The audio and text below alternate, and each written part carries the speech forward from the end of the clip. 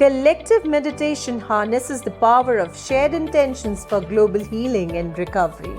By uniting people across the world in focused mindfulness, meditation amplifies the energy of peace and compassion. This collective practice becomes a beacon of hope, guiding humanity towards healing, unity, and renewal in times of global crisis. So the topic of panel discussion today is the power of collective meditation for global healing and recovery. In the panel, we have with us Bholanath Yogi ji from Nath tradition, Principal HVP Nepal. He is also the founder of Children's Peace Home.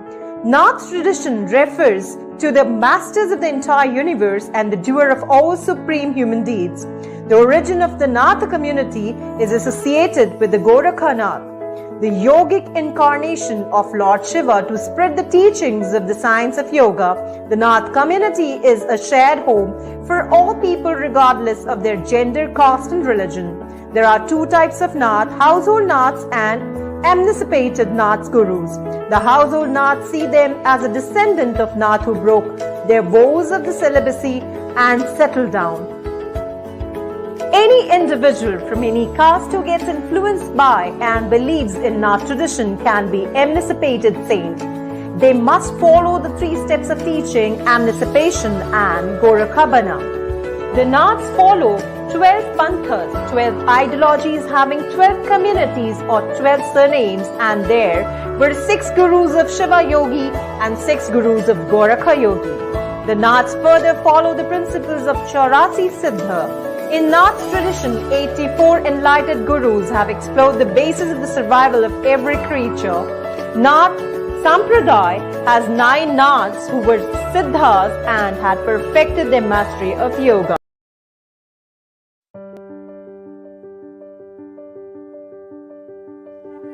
It's my pleasure to invite Dr. Nitin Agrawal Vaidya, an Ayurveda doctor practicing Ayurveda for over 24 years. He's an expert in pulse diagnosis and Panchkarma treatments.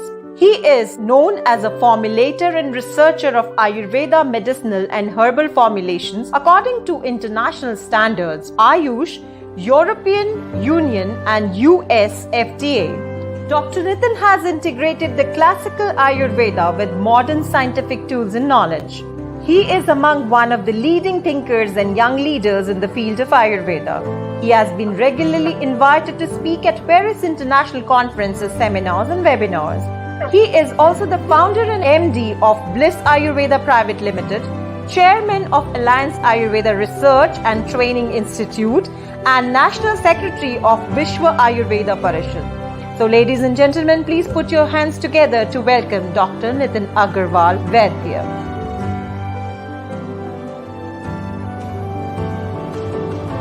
It's my pleasure to welcome our next guest, who is one of the highly accomplished leading professional in the field of holistic wellness in the world. He is Dr. Adrish Brahmadatta. Presently, he is the visiting professor and course coordinator of Yoga and Ayurveda at the Center for Bharat Studies, Mahidol University, Thailand. He is the founder and director of Atharva Wellness Private Limited, Thailand. He is a qualified registered Ayurveda doctor, and being a wellness professional has given lectures and trainings in more than 21 hours in various wellness related programs in various institutions such as universities, colleges, fitness centers, Ayurveda centers, yoga centers, prisons, rehabilitation centers and societies in 55 countries such as USA, UK, Australia, Taiwan, China, Japan, Mongolia, Vietnam, Myanmar, Indonesia and Thailand and many others. Being an academician, he has the responsibility as visiting lecturer, syllabus maker, examiner, etc. with many universities. Dr. Adrish has involved in high government prisoners well-being program and contributed his expertise in 4 central prisons and trained thousands of prisoners in Thailand. I'm pleased to welcome Ms. Avanti Kundalia, a yoga teacher and life coach. She holds a major in psychology and English, as well as a diploma in teaching yoga from Gita International Yoga. Avanti has studied and served at Chinmay Mission, Singapore for over a decade. She recently completed an intensive 3 years correspondence Advaita Vedanta course at the Vedanta Academy. Malavali, India. Gifted with the innate ability to articulate profound philosophical concepts in practical and relatable ways, her engaging writings, live Vedanta classes, and group discussions touch and transform many lives across all age groups. So, ladies and gentlemen, please put your hands together to welcome Ms. Avanti Kundalia. Today's panel discussion will be moderated by Dr. Vikrant Singh Tobar, convener United Consciousness. Dr. Tomer is an acknowledged trainer, academician, scholar, writer, and a management consultant. He's a freelance trainer and served the cabinet ministers of state, MLAs, police officers, and tycoons of the business world. His aim and objective is universal brotherhood and happiness through harmonizing the knowledge from the ancient scriptures into our lives. So I welcome all our guests for panel discussion.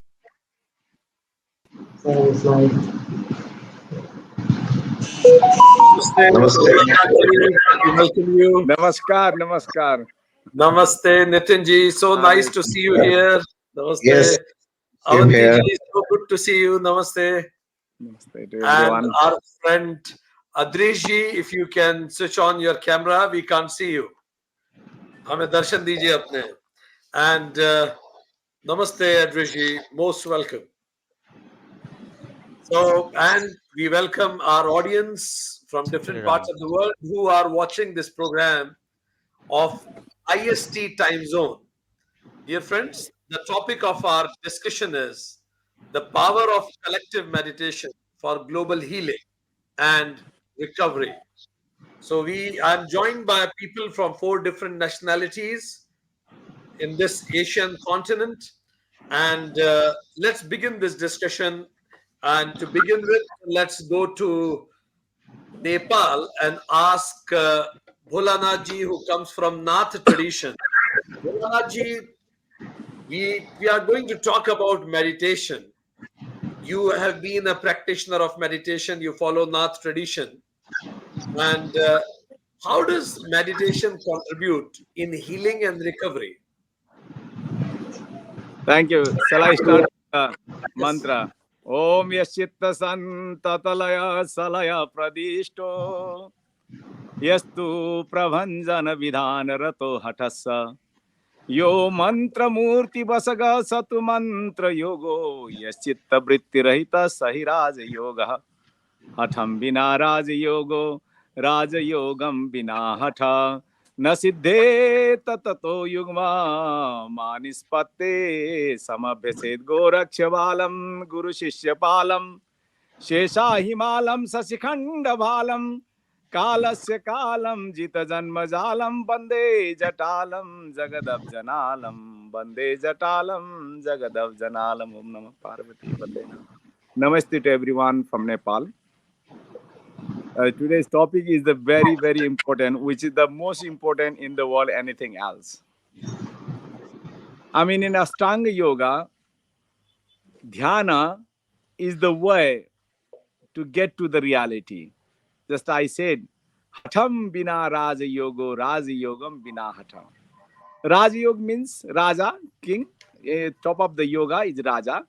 But without Hatha Yoga, you can't reach to the Raja Yoga, as Gorakhnath ji said. Because they are there are 2 parts of the one coin, like, Hatha Yoga and Raja Yoga. I mean, when we come into the world, there are lots of information spread around us, which is we need and not need, doesn't matter. If we're going to the office, we see the lots of things, accident or anything. Those memory comes in our brain, and that makes the big junk in our brain. Dhyana, the meditation only, which purify us, is found destination. Because other those, we say sansara, which is the human being has got the attachment. Because of that, they stuck in that. Through the dhyana, they can connect themselves to this reality. At the same time, it is very healthy also, because the bad informations or those information which we do not need is still in that. Because of that, we feel very much heavy in our brain or heavy in thing. But dhyana, it purify us. That's why it is very important. Other thing is, now the whole world has been divided into the so many things like country, religion, dresses, blah blah things, food and everything. But only meditation is brings together to us to go to there. So what is the meditation? Dhyanam nirvishayam manaha. Until or unless you do not detach yourself with what you are there, because you need to go to your super consciousness, which has come from, I mean, you come from there. So it takes you to there. That's why dhyana meditation is very very important. And that brings us together also at the same time. Other thing is dhyana is the is like through the dhyana you can listen him. We say anahada nada. And in Gorakh Sampradaya it says Sushma Veda Anahada Nada. Veda, people read the Veda, like, Om Dev Santi, Prithvi Santi, read the Veda. But the Veda is out actually. When you become the Veda in you, or you become Veda yourself, sit on the Veda yourself, that is called Sushma Veda. So Dhyana is the way to get the Sushma Veda. That's why Dhyana is the very, very important. I don't know how much time I have got, so just thank you very much. You're muted, Granji, you're muted. Can't hear you. Very profound, Bholanath ji. And you took us into a deep dive into Natha tradition. Dhyanam nirvishayam manaha. And Bholanath ji mentioned about how meditation contributes in our life. I would take the same question to Adrish ji also. Adrish ji, you are a yoga teacher, you run an institution also, you are a professor also. Would you like to tell us some scientific aspects and the art and science both of meditation? How does it contribute in our life? What is the contribution of meditation in our life? Namaskar, can you hear me? Yep. Yeah. The most important thing that when we are dealing with, we are going to do meditations, especially we are dealing with the mind. And mind is the subtle part of this gross body, which is in every single cells of us. So we must aware that this body must be with proper nourished. Whatever we are consuming, whatever we are taking, going around, aja yog, yukta vihara, ahara and viharasya. Same, like in Ayurveda, apatya ahara vihara. We have to maintain the purity of the body. So it will be reflected in our mind also. And if the mind is in a stage where it release the sattva, and we are doing such meditations, it will be fruitful in life. Not only that, when this body is representing the universe, as we know, we are the micro of the macro. So if we maintain the purity of the body, that means we are also maintaining the mind into sattva. The guna will be reflect. We are what we eat. We are the way we think. So when we are doing the meditation, then it will be fruitful. We are connecting each other like we are four people, four individuals sitting in different places of the earth. But we are connecting, we are talking something that can make the world change, that can impact the society, people's life, so that we are sitting here. So that energy we are channelizing among ourselves, and the people they are looking into it, they are also get benefited. Thank you. So positive energy can create positivity. In that Thank you. aspect, we are the one who can change the world. So that's why yoga say that DNA is the blueprint of life. Like the way we think, the way we act, the way we emote, that will be reflect for not only for this time being but also for the future. So that you see those who are doing exercise physical, their children become fit. Athletes children become athletic. Those who are exercising intellectuality, doctors, scientists, their children become intellectual. Singers children become singer. Like that, we must understand mind over the matter, mind over this physical body. So mind has the ultimate reason to change the world. So mind can Thank generate you. the peace. Through intellectuality, we can experience that. Thank you very Thank much, you. Adrish. You gave us micro and macro both of the prospects. Ahar, vihar, how it has to be pure. Avanti ji has been practicing Vedanta also. We had Nath Sampradaya, we had some dimension from yoga also here, and now would like to know from you what are Vedanta's take on meditation, how meditation contributes in our life. It was Namaskar from Singapore. It was very, very interesting listening to Dr. Adrish, would Nagin. you like to mute yourself that side? Because I think, Adrish, would you like to mute? Yes. Perfect. I think, Agrawalji, you may also have to mute because we are getting some humming. Go ahead, Avanti ji. Thank you. Namaskar from Singapore. It was wonderful listening to Dr. Nagendra ji first, and now especially of what Dr. Adrish added to it. I think it all starts from the state of the mind. Dr. Nagendra ji said something very important, that a conflicted mind not only cannot but should not meditate, because it goes into a loop and creates more conflict within and without. So, what I love about the Bhagavad Gita is meditation or dhyana, as Dr. Bhola spoke about, which he emphasized a lot about, comes pretty much later on in the journey, in a spiritual journey, as preached by the Bhagavad Gita. You have to start with purification of the body, the mind, and the intellect. And the Bhagavad Gita gives beautiful parts, three parts: Karma Yoga, Dhyana Yoga, Bhakti Yoga, to purify the body, purify the mind, and strengthen the intellect. Once that is done, then you come to a natural state of uparati from the world. Uparati is a prerequisite, absolute prerequisite to meditate. Because what is it that disturbs us during meditation? It's all our desires and all our thoughts running towards the world. So it's very important to come to that withdrawal from the world, which comes naturally if you've done these parts right. After that, you come to a general dharana, which is a general concentration. Right now, because of the internet influx, we are just bombarded with so many inputs at one time. We are multitasking. It is impossible to stabilize the mind and to focus. So once we develop general dharana, to focus on one thing at a time, the last stage is dhyana.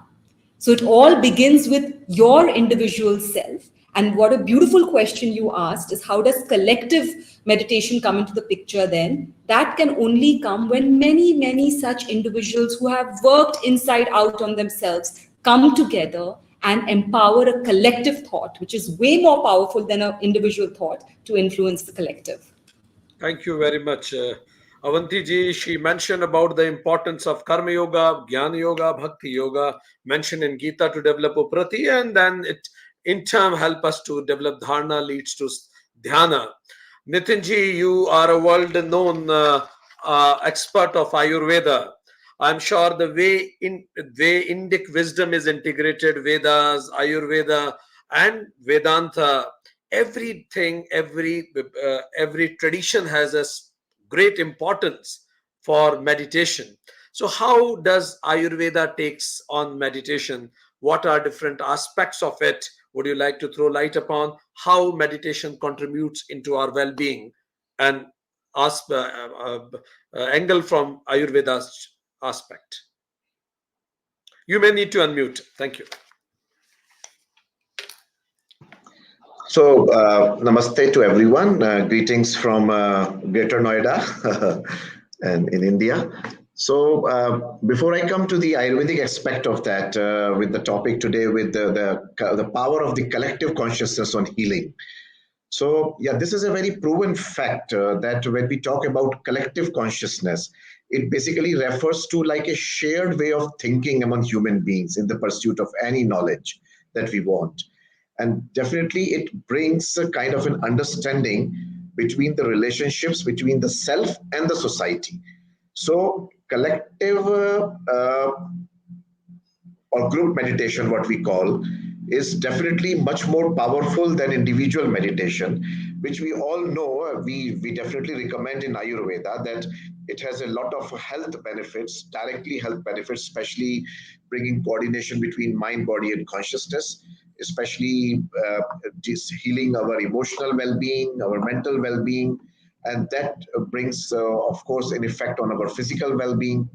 A lot of diseases, especially like high blood pressure, stress management, insomnia, even diabetes, even a lot of these autoimmune disorders are a result of continued stress in life, which most of us do not even realize that we are living under stress, because in our consciousness, we think that only if there is something negative happening in our life, then we feel stressed. Otherwise, we think that everything is good, but it is not. But what is more powerful is the collective meditation, which brings kind of a coherent force all over. And there are ample studies to prove that once the whole group is meditating, it creates a coherence force which affects the society. And in all my lectures in Ayurveda all over the world, when I speak about that, I said that if we have to bring health and peace in the world, then definitely we need to meditate as an individual. Because if our individual consciousness is uplifted, then we can uplift the consciousness of our family. With the family's consciousness uplifted, you can enhance the consciousness of your locality or the society you live in or you roam in. And with that aspect, you can definitely relieve the consciousness of your city or country and the whole world in that sense. So I think this is the power of what we call collective meditation. And it is always very important in Ayurveda, yes. It's been an integral part of that, yes. Thank you very much, Nitinji. As you mentioned, that one should start with self, leads to family, and leads to society, and that creates a great coherence force. Bholanathji, you mentioned about Sukshma Veda. You said reading Veda, and then you said being Veda, Anahata Nad. Let the Vedas vibrate in you. Let it become your being. So, how does it happen collectively? Like now, we are going into the second phase of our discussion. After understanding its importance individually, we are now will be more focusing on how meditation collectively contributes in making a better society. So, how does it function collectively? What Nath Sampradaya talks about it. Yeah, Nath Sampradaya, as Dr. Nitin just said, like, if we do the collectively, then it brings together, and the one aura touches to the other aura, especially the man and woman together. It works very, very much. I realize myself also when I do the meditation with the other people.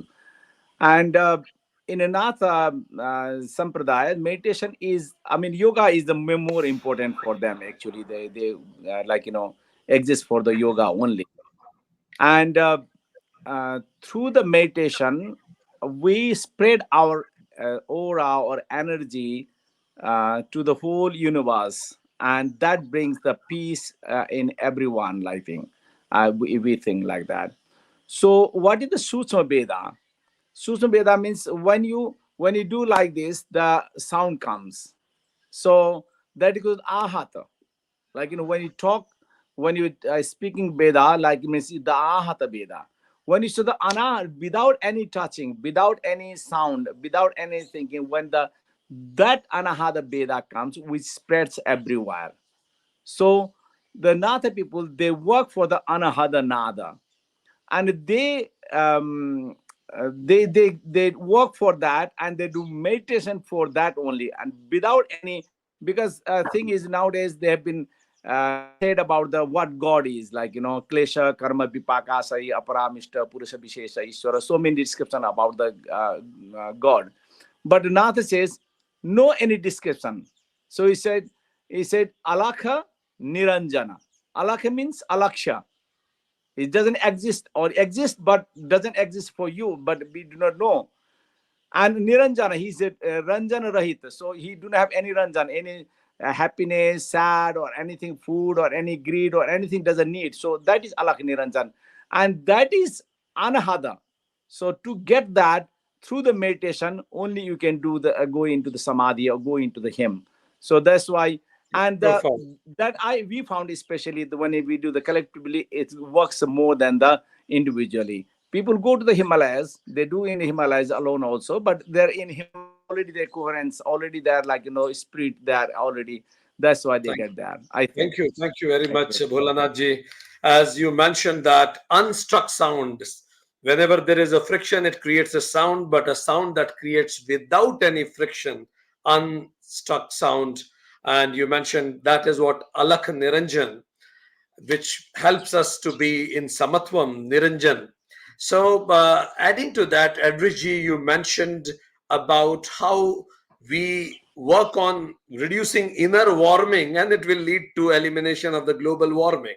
So you said how we purify inside, it leads to the purification outside also. Are there some scientific evidences or some researches or some art and science behind this collective meditation you would like to bring to home? Adrish ji, if you can listen to me. Are there some, Adrish ji, question is to you. Are there some scientific evidences that, or some research-based evidences, or some experimental evidences which talks about that how collective meditation has contributed in the overall well-being? You see, today we have Indian gurus went to the West, and a lot of people they follow them, and they understood the essence of yoga, that the spirituality of yoga, how important to preserve the happiness and spread the happiness, that makes the world in a better stage. That not only make the world in a better stage, but also it take care of your physical body, mental body, your energy body, your emotional body, yourself. That's how we change the world through the yoga. You're muted. You're muted. Did you hear me from the beginning or Yeah. not? No, I heard about yoga impacts on different bodies, different shields. Yeah. So yoga impact the different body and different seats. So that's how uh, we, if we think positive, we keep ourselves into a very purification like stage, and we are spreading the knowledge of yoga. You see, main important thing is collective meditation, or whatever you do the meditations, we it should be reflect in our behavior and actions. So in the Raja Yoga, the Yama and Niyama, the practice of Yama and Niyama, the philosophy of Yama and Niyama, the way already the gurus, the Indian gurus already spread to the West, and people has been changing. And they are doing also collectively, sometimes they do full moon meditation on the particular dates worldwide. That is bringing, attracting people to change the world. So now people are more into how to live happily. They are trying to come back from the material world to the spiritual world, and that's how the society is right now growing. The Indian philosophy is helping the Western. That's where we need Mhm. to bring the basic things also. If you mentally creating violence, emotionally you are creating violence, and you are talking about meditation, it's not going to work. We have to do the Mm, basic works, thank you. practice of non-violence, practice of yama and niyama, that also put our consciousness into a different level, different stage, where we can feel it, we can spread the peace, the positivity, the sattva, and also people can feel it, and Thank, collectively we can sit together and we can change the world. thank you. So Thank you, there will be Adrish. no war, there will be no hatred, no terrorism, nothing. Thank So you it's very much, Adrish. very Yes. important to He bring it. gave emphasis to yamas and niyamas and hum badlenge, yug badlega, we change, the world will change. Avanti ji, you mentioned about that once we are purified by karma, gyan and bhakti yoga, we get uprati, then we meditate. We received a question in our WhatsApp group right now. It says, when we withdraw, we meditate, or when we meditate, we withdraw? What comes first? Through my life experience, it is a cycle, it's a bicycle. with two wheels. So you meditate a little, but you realize that you can't really meditate because your mind is filled with desires, filled with thoughts. So you understand whatever 1 second of meditation bliss you get, and you go back into the world. And then you try to implement that 1% of meditation bliss that you've got into the world, and then come back again. So you have to do it simultaneously. But according to my understanding of the Bhagavad Gita, unless the withdrawal happens, unless you are able to take your mind away from the world, unless you're able to take extroversion into introversion, meditation to understand the self is not possible. Visualization is possible because you are thinking of different things than you usually think. But meditation, to meditate upon the self and manifest the self from within, requires quite a bit of withdrawal. And it's the same thing. It's the same thing in the Patanjali Yoga Sutras. If you look at the 8 limbs, just yamas, exactly as Dr. Bhola I think Dr. Adrish just said, the yamas, the niyamas, the asanas, the pranayama, the pratyahara. Then after that comes dhyana, samadhi. So if you look at it, withdrawal is a necessity first. Perfect. Thank you. Thank you very much. Nitinji, you mentioned in our last conversation that how group meditation impacts better than individual meditation. So what will be your suggestion for the audience who are watching us? From where should we begin? Okay, of course, we have to, of course, believe in meditation. So it has to start from yourself. It's like single meditation or whatever. But why I mentioned collective meditation or group meditation, that it is basically like a set of shared beliefs, like ideas or moral attitudes, which operates as a unifying force within the society. So this is the most important thing. Like for example, we have a lot of discontent, discoordination in the society. People think totally opposite. Some people don't even want to follow the law. So, but then how you bring everyone in a more coherent way so that, peace can be brought in. So this is the way that once you start meditating, I think the power of the collective consciousness definitely starts its effect and a healing effect on those people also.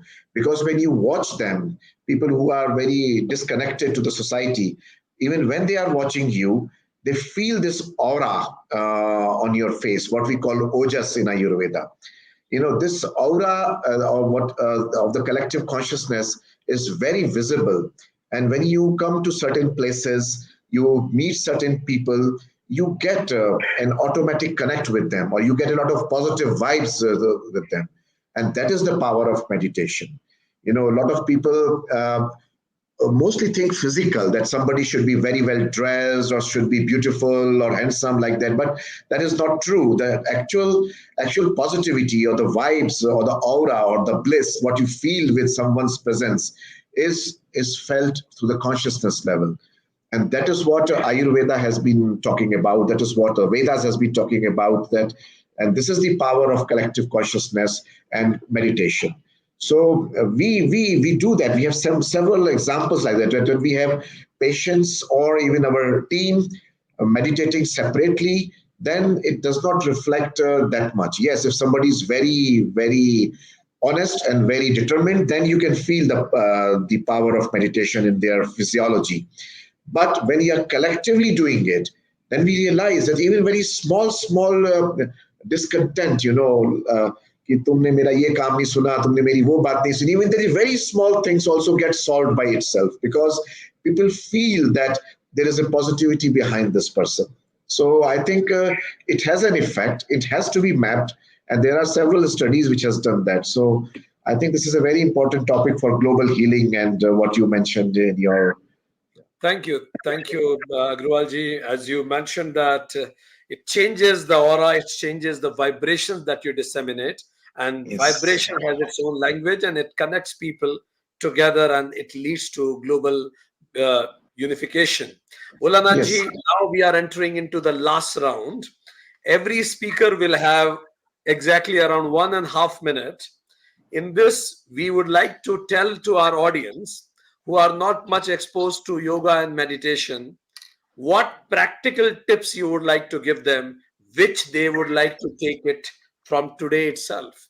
Like the moment this panel discussion is over, if I want to start doing something about meditation or yoga, what should I exactly do? So please tell us about the verbs now, not nouns. So every person, every respected guest will have 1.5 minutes to tell us about what is to be done. Over to you, Bholanath ji. Thank you very much.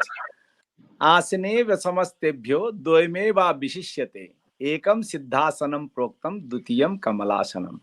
There are two asanas are very important. One is lotus asana, other is siddhasana, because these two asanas brings us to the meditation actually. So when you do the meditation, don't expect anything. Don't try something. Just close your eyes gently, which is not much pressing, and try to stretch.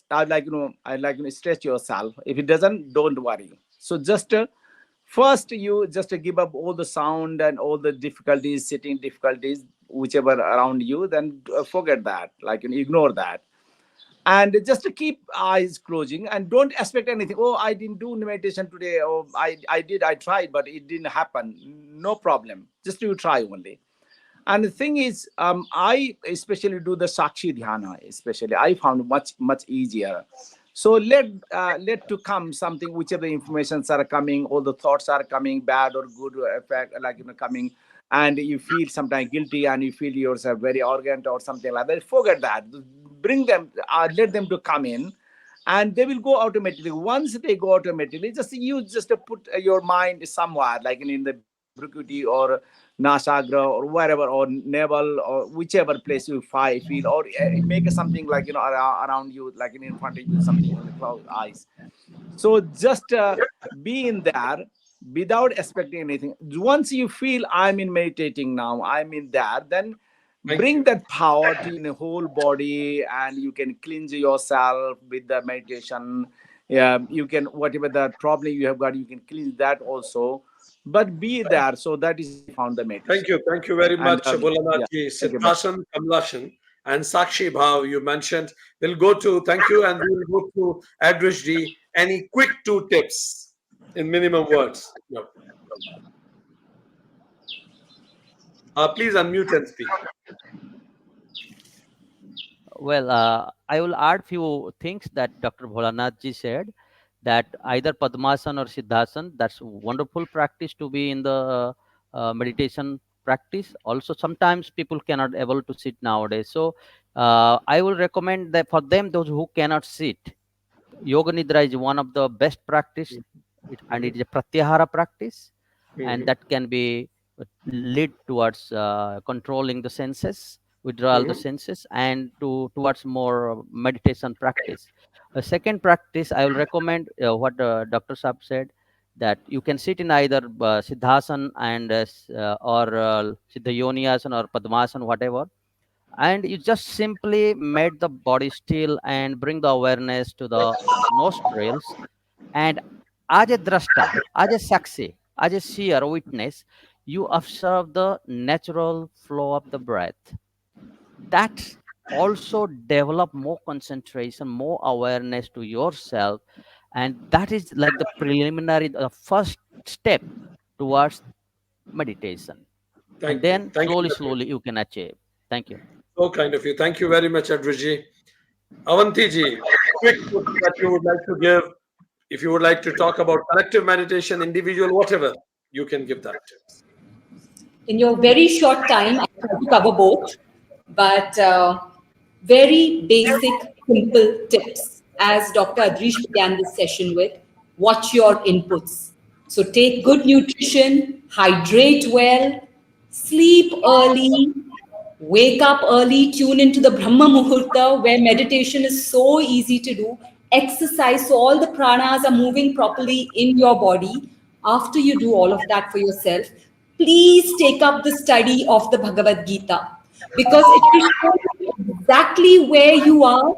It will show you where you have to get to, and according to your individual Prakriti Swabhava, it will guide you step by step on how to get there. Take up the study of Bhagavad Gita, and most importantly, we are talking about collective meditation. We are talking about a shared view. We are talking about a common goal, which is world peace. So please tune in to the Loka Samastha Sukhino Bhavantu. And you are not praying for others, because amongst that Loka, you yourself exist. So when you are praying for the collective, you are praying for your own peace and your own well-being. So Loka Samastha Sukhino Bhavantu above everything else. Thank you. Thank you very much, Avanti ji. So nicely mentioned about importance of what you eat, and you watch your inputs. Nitin Agrawal ji, any quick tips you would like to give to our audience for individual or collective meditation? Yes, so of course there are many techniques you can call transcendental meditation. You have Sudarshan Kriya, you have Ish Kriya, you have Bhakti meditation. But as you asked Vikrantji, that okay, we after this program, I want to do a meditation, or any person who knew nothing about meditation, they just want to do something. They are upset, they are angry, they are stressed. Nothing doing what you do, just sit in your bedroom, in your sofa, in whichever way you do that.